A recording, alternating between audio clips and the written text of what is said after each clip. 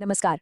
अगर आप यूपी लेखपाल की तैयारी कर रहे हैं और मॉक टेस्ट भी दे रहे हैं तो आपने भी वो लीडर बोर्ड जरूर देखा होगा और उसे देखकर मन में कई सवाल भी आए होंगे। तो चलिए आज इसी पहेली की तह तक चलते हैं और जानते हैं कि आखिर इसकी सच्चाई है क्या।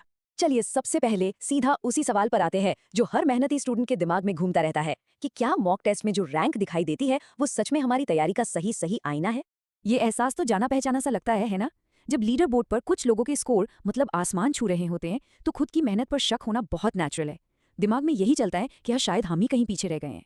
लेकिन यहीं पर रुकिए, खुद पर शक करना ही तो सबसे बड़ी गलती है। ये जो लीडर बोर्ड है ना जो हमें इतना डिमोटिवेट करता है वो असल में ज्यादातर एक भ्रम होता है। तो चलिए आज इसी भ्रम के पर्दे को हटाते हैं और इसकी असली तस्वीर को समझने की कोशिश करते हैं। देखिए ये जो पीछे छूट जाने वाली फीलिंग है ना, ये असल में एक बहुत बड़ी गलतफहमी पर टिकी हुई है। आज हम इसी हकीकत से पर्दा उठाएंगे कि आखिर इन इतने ऊंचे ऊंचे स्कोर्स के पीछे का असली सच है क्या। तो इन ऊंचे स्कोर्स के पीछे की पहली वजह क्या है जो हमें इतना गुमराह करती है? इसका जवाब पता है कहाँ है? मॉक टेस्ट के अंदर ही छिपा है। मतलब उन सवालों के नेचर में जो हमसे पूछे जा रहे हैं। आप जरा इस स्लाइड पर गौर कीजिए। कई प्लेटफॉर्म्स जैसे RWA, उनके मॉक टेस्ट में कई बार ऐसे सवाल होते हैं जो अप्रासंगिक हैं। मतलब उनका असली यूपी लेखपाल परीक्षा के लेवल या पैटर्न से कोई लेना देना ही नहीं होता। जबकि असली परीक्षा ज्यादातर PYQ यानी पिछले सालों के सवालों और आपके बेसिक कॉन्सेप्ट्स पर ही आधारित होती है।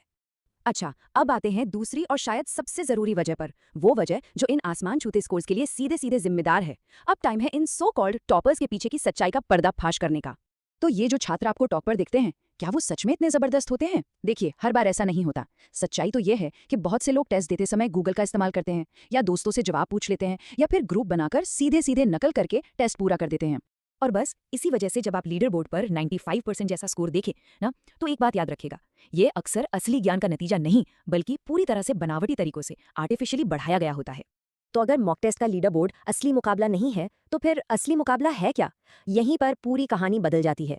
क्योंकि ऑनलाइन मॉक टेस्ट के उस नकली माहौल और असली एग्जाम हॉल की हकीकत में जमीन आसमान का फर्क होता है। असली मुकाबला ये है जो एग्जाम हॉल में होता है, जहां ना तो इंटरनेट होगा, ना कोई दोस्त होगा, ना कोई और मदद। वहां सिर्फ आपका ज्ञान होगा और आपकी स्ट्रैटेजी होगी, बस। और इसीलिए एक ईमानदार छात्र जो इन झूठे स्कोर्स को देखकर डीमोटिवेट हो रहा है, उसे ये बहुत जरूरी अंतर समझना ही होगा। याद रखिए, मॉक टेस्ट का माहौल एक झूठी तुलना और कुछ नहीं। तो अब जब हम प्रॉब्लम की जड़ को समझ चुके हैं तो सबसे बड़ा सवाल यह है कि इसका सोल्यूशन क्या है।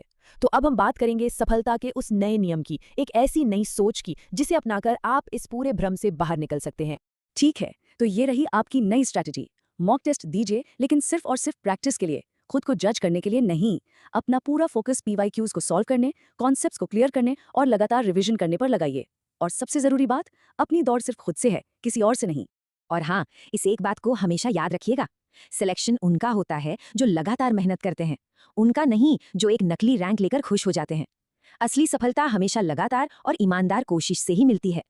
आखिर में बस ये एक पावरफुल बात अपने मन में बैठा लीजिए, आपकी दौड़ खुद से है, किसी नकली मुकाबले से बिल्कुल नहीं। बस अपनी प्रोग्रेस पर ध्यान दीजिए और आप यकीनन सफल होंगे। तो अब ये सवाल अपने आप से पूछिए, आपका ध्यान है कहाँ? उस लीडर बोर्ड पर जो सिर्फ एक भ्रम है या फिर उस फिनिश लाइन पर जहां असली सफलता आपका इंतजार कर रही है?